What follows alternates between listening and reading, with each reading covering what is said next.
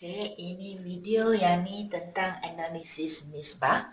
Satu kaedah untuk analyze penyata kewangan. Jadi part 1. Hari itu cikgu sudah kata analisis nisbah ialah satu teknik menganalize penyata kewangan dengan hubung kaitkan satu item dengan satu item yang lain. Contoh dia hutang kaitkan dengan aset. Okay, untung bersih kaitkan dengan jualan yang macam tu. Okay, jadi analisis ini sangat berguna kepada pihak luar dan pihak dalaman, terutamanya pihak management untuk tujuan perancangan, mengawal dan pembuatan keputusan. So kalau untuk analisis nisbah, dia pun ada beberapa komponen yang boleh kita analyze. Jadi kita boleh analyze dari segi kecairan syarikat. Jadi ini dipanggil nisbah kecairan. Kita boleh juga analyze dari segi keumpiran atau penggiran syarikat. Itu dari segi hutang. Kita boleh juga analyze dari segi aktiviti syarikat. Okay, contoh dia pusing ganti inventory. Kita juga boleh analyze dari segi keuntungan syarikat. Dan juga last boleh analyze dari segi pulangan pelaburan.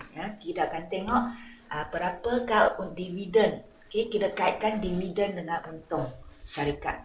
Kalau untungnya ni berapakah peratus dividen yang dibayar berdasarkan untung. So all this boleh kita analyze. Yang berminat biasa ini pelabur akan berminat dengan nisbah yang ni lah. Okay, nisbah ni dengan ni. Okay, supaya anda lebih faham yang ni dia formula. Setiap nisbah ada formula dia, formula dan kegunaan nisbah serta cara kita nak buat ulasan. Ini popular dalam exam. So kita mula dengan nisbah kecairan dulu. So nisbah kecairan ada nisbah semasa ataupun dipanggil nisbah modal kerja. So formula dia aset semasa over liability semasa. So dalam exam boleh gunalah shortcut macam tu, short form. Mesti kena tulis formula dalam exam. Kalau tak tulis formula, nanti ulasan yang anda buat tu tak ada markah. Without formula, here no marks. So kena ada formula. So apakah kegunaan nisbah semasa ini? Nisbah semasa ni kegunaannya untuk mengukur keupayaan syarikat itu membayar hutang jangka pendek dia dengan menggunakan aset semasa yang ada. So you see we are comparing with aset semasa dengan liability semasa. Jadi kalau ini lebih tinggi, erti dia the company lebih berkemampuan membayar liability semasa.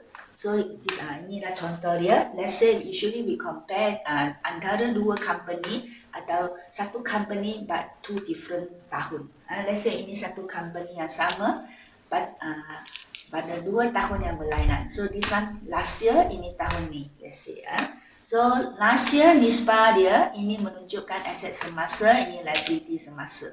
So means that every RM2 aset semasa can pay for RM1 liability semasa. Okay, so pada tahun 2020 pula, every RM3 aset semasa boleh diguna untuk membayar RM1 liability semasa. Arti dia, from here can see, kedudukan kewangan sudah menjadi lebih kukuh lah. You got more money aset semasa to pay the liability semasa. So dalam exam, you kena ada dua peringkat you have to do. First, you must mention adakah nisbah ni naik atau turun. Ini ada markah. Lepas sudah explain either meningkat menurun, then you have to explain kegunaan nisbah tu, menunjukkan apa nisbah ni. So di sini kita dapati you got more asset, erti dia nisbah sudah meningkat. So you must say meningkat. After this you explain. Meningkat erti apa? Keupayaan perniagaan untuk membayar hutang jangka pendek telah meningkat pada tahun 2020. So in the exam, kita mesti pandang dari sudut 2020. You cannot explain dari sudut 2019. Let's say you will say like that. Mungkin you will say keupayaan perniagaan adalah lebih rendah pada tahun 2019. So that means you are explaining this year, not you are explaining about last year, not this year. Salah lah. That is kosong markah. Okay, you must always mention dari sudut 2020. Okay, then the next nisbah kecairan ialah nisbah cepat ataupun nisbah hujan asid. Formula dia ialah aset semasa tolak jumlah aset semasa, but you must tolak keluar inventory and also inventory akhir lah ya, tolak belanja prabayar dan over liability semasa. So apa maksud hujan, apakah kegunaan nisbah ni ya? Iaitu mengukur keupayaan perniagaan untuk membayar hutang juga jangka pendek tetapi dengan segera. Just now the one just boleh membayar jangka pendek tetapi bukan segera. Tetapi ini nisbah cepat menunjukkan membayar hutang pendek, I can pay immediately. Hari ini you minta, esok saya boleh bayar. Okay, dengan menggunakan aset semasa yang paling cair. Paling cair, that's why inventory belanja prabayar kena tolak keluar. Kerana inventory you cannot sell today and get the money tomorrow. Sometimes you need a few days to sell.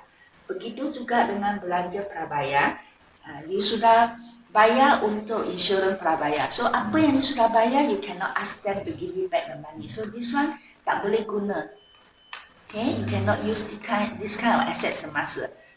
You kena guna aset semasa yang paling cair saja. That means the money in your hand, the money in the bank. Okay, so yang paling cair. Okay, so ulasan, contoh di sini. Let's say last year was 3.52 nisbah 1. This year sudah meningkat 4.61 nisbah 1. That means your asset semasa yang cair is better now than is more than enough to pay the liability semasa, better than last year. So you must explain meningkat. Mesti cakap tu nisbah meningkat.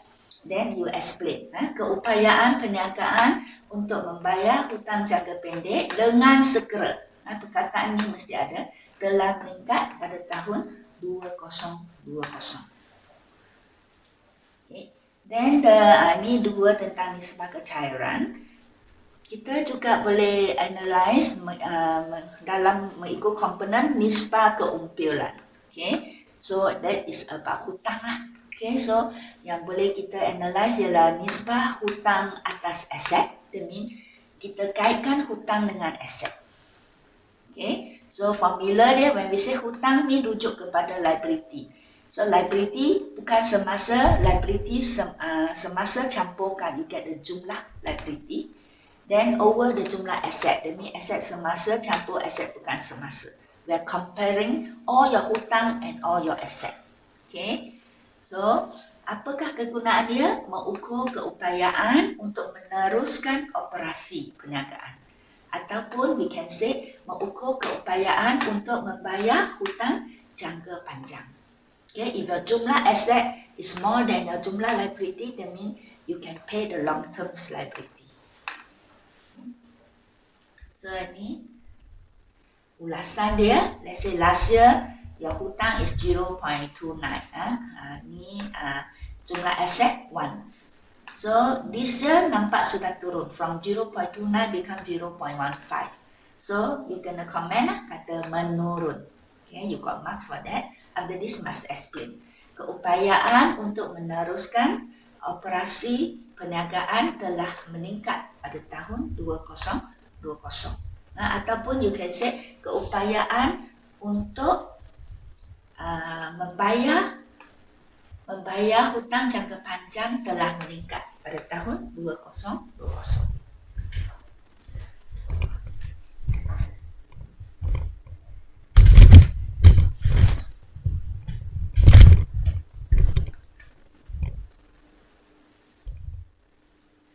Okay.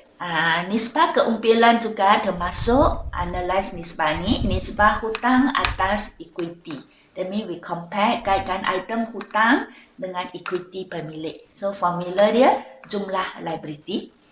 liability bukan semasa, liability semasa campurkan, you get jumlah liability. Then the jumlah equity pemilik, so terdiri daripada saham keutamaan, saham biasa plus all the reserve. Reserve pendapatan tertahan, bilik, premium saham, all that campurkan. All these are pemilikan pemegang saham. So we are comparing, kaitkan dua item ni. So apa maksud dia? Kita nak menunjukkan tuntutan pemiutang. So liability pemiutang kita kan. Okay, we owe people. Menunjukkan tuntutan pemiutang perniagaan ke atas pemilikan pemegang saham. So if syarikat got anything happen, so the pemiutang or the liability ada hak menuntut menuntutkan hak yang ni. Okay, hak pemegang saham. So if anything happen, pemegang saham dalam risiko lah if liability is higher. So kita tengok contoh dia. Let's say last year, this is pemilikan pemegang saham. This is liability. So you can see sudah turun from 0.23 sudah turun menjadi 0.12. So then kita bagi komen menurun. So apa ini menunjukkan? Kita explain. Erti dia risiko pemegang saham telah lebih mantap. Erti dia apa? Erti dia lebih mampu mengekalkan prestasi yang baik pada tahun 2020. So bila you explain dalam exam, this ayat tak perlulah. I just put that so that you can understand. You just say risiko pemegang saham lebih mantap pada tahun 2020 because the liability is lower than the pemilikan pemegang saham. Okay. Kalau sebalik dia, last year 0.23 liability, this year sudah meningkat, become 0.42. So you must comment meningkat. That means not good lah the situation. So risiko pemegang saham sudah kurang mantap, not stable already. The pemegang saham a bit bahaya pada tahun 2020. Erti dia apa? Apa erti kurang mantap? That means kurang mampu mengekalkan prestasi yang baik. So kalau keadaan macam ni memang tak bagus lah. Okay. So satu perkara penting perhatian, kalau soalan tanya nisbah, jawapan mesti dalam nisbah. So macam soalan ni, nisbah hutang atas equity. So I give jawapan dalam nisbah. Tetapi kalau soalan tanya tentang hutang atas aset, hutang atas equity, tak ada perkataan nisbah di depan. Just hutang atas equity, no nisbah. So jawapan anda boleh dalam nisbah atau kadar. Okay, you can either nisbah or percentage. But if they say nisbah hutang atas equity, jawapan mesti dalam nisbah. If you give dalam peratus, you get 0 marks. Okay, yang sekarang cikgu nak explain tentang nisbah yang seterusnya, nisbah activity. Okay, so nisbah activity, that means we will see macam mana company cekap ke tidak cekap menguruskan aktiviti perniagaan. So yang boleh kita ukur ialah aktiviti dalam mengurus inventory. So we have nisbah pusing ganti inventory. Formula dia kos jualan, biar inventory kan kos kita, over inventory purata.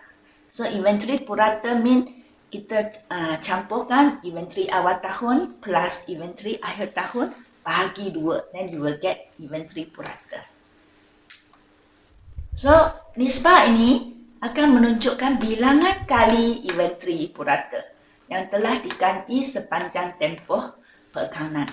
Berapa kali you beli inventory baru? Biar inventory lama sudah jual, you buy a new stock. So banyak kali dalam setahun lebih bagus kan? Erti dia your jual cepat, so that you have to keep on ganti inventory baru. So lebih banyak kali lebih bagus. Okay, so ini mengukurkan kecekapan pengurusan inventory perniagaan. So ini contoh dia. Last year setahun baru 4 kali.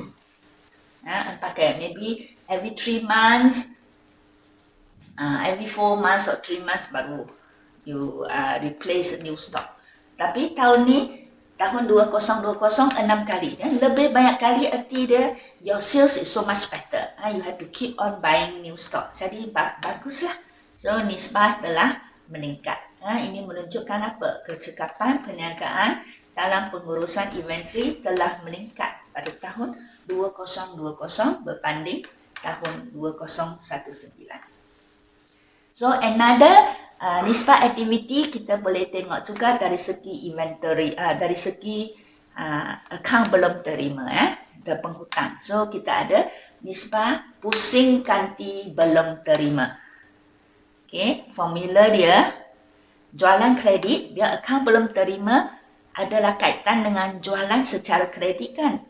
Okay, so formula dia jualan kredit over akaun belum terima purata. So when we say purata mean baki akaun belum terima awal, baki penghutang akhir bahagi 2. Then you will get EBT purata. Okay, jawapan juga dalam kali seperti pusing ganti inventory. So apakah ini menunjukkan? Kegunaan nisbah ini menunjukkan bilangan kali you kutip daripada akaun belum terima dalam setahun secara purata. So the more lebih banyak kali lebih bagus. That mean akaun belum terima ni senang you kutip hutang dia. Kalau setahun baru 2 kali, that mean erti dia you ada susah sikit nak kutip ada hutang from akaun belum terima. Kalau ada 10 kali, mean very good lah. Kalau ada 12 kali lagi bagus. That mean every month you get back the money. Okay. Lebih banyak kali lebih bagus. So ini contoh dia. So last year baru 3.3 kali, but this year 5.5 kali.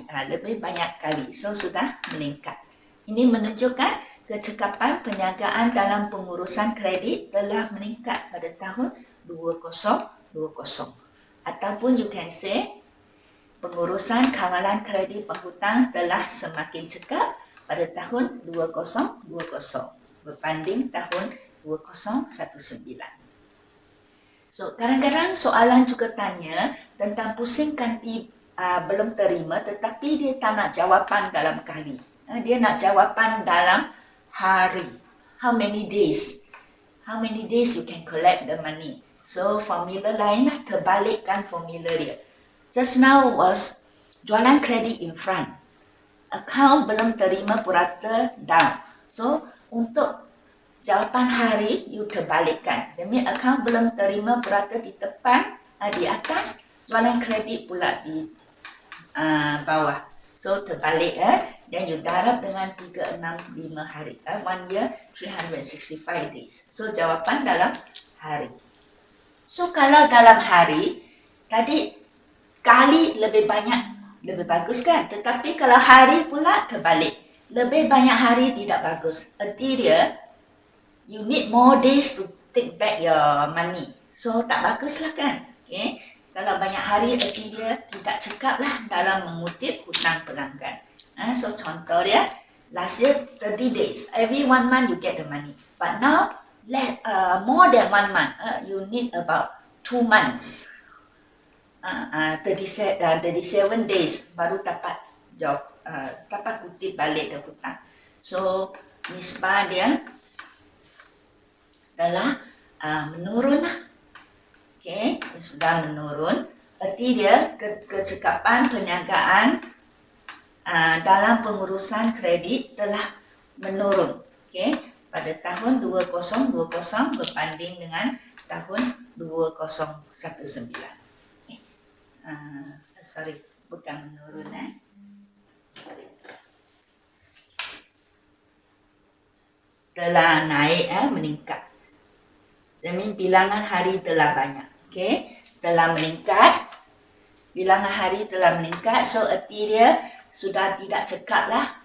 Menunjukkan kecekapan perniagaan telah menurun dalam mengutip balik hutang pelanggan.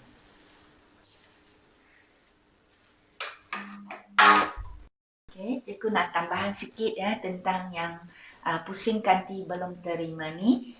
Kan tahun lepas 30 hari, tahun ni 37 hari.